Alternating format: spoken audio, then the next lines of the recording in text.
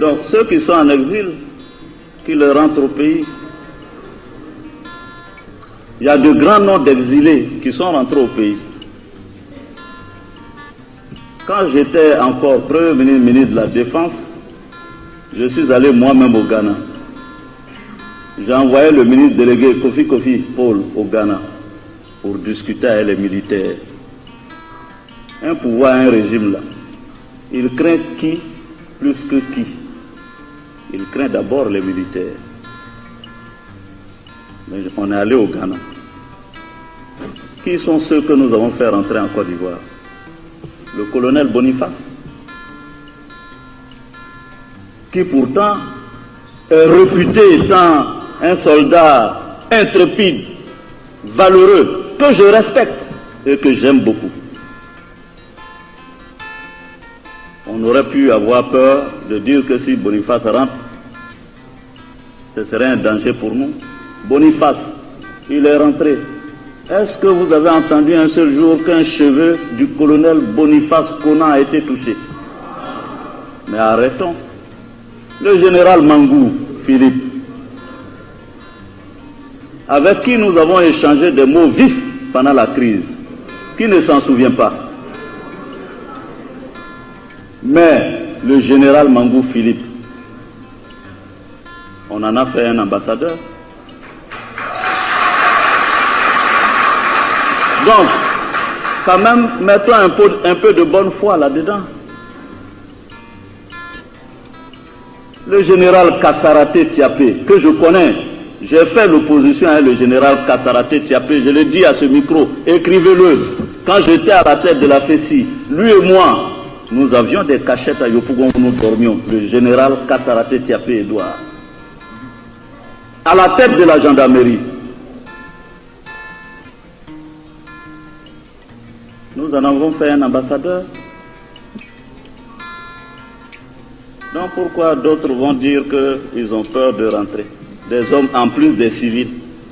C'est-à-dire ceux-là, les militaires que je viens de citer. Et je peux encore en citer. Comment on appelle celui qui est rentré, qui était sous-préfet, ancien sous-préfet, j'oublie son... Oulaï de la... Voilà. Ils sont rentrés, nous sommes allés les chercher, Zouin Honoré, tout cela, nous les avons fait rentrer. Vous avez entendu qu'ils ont été jugés? Quand même. Mais mieux, le général Djebi Point, j'étais ministre de la Défense. J'étais en voyage justement quand le procureur a interpellé Djebi Point pour l'envoyer à la Maca. Quand je suis rentré à Abidjan, j'ai appelé le ministre de la Justice. J'ai dit, Djebi Point est un officier général, je suis ministre de la Défense, vous ne pouvez pas le mettre à la Maca, je demande que vous le sortiez de la Maca. Tout est là. Et je dis ça, écrivez Djebi Point, celui qui a son numéro qui l'appelle. On a libéré Djebi Point, il est à Abidjan. Enfin. On me dira et on m'enseignera peu de choses sur ces choses-là. Sur les militaires, on les a libérés. Celui qui a fui après pour aller au Ghana, comment on l'appelle? Abéi. Abéi est venu à mon bureau. Abéi, il est de ma promotion. J'ai dit à Abéi, vraiment, nous là, on n'est pas, il n'y a aucun problème. Va à Aban, reste là-bas avec tes hommes. Après, il a fui, il est allé au Ghana. J'ai dit, bon, tu vas te créer des problèmes toi-même. Parce que l'exil, là, les premiers jours, on est content, hein, c'est... Voilà, on fait...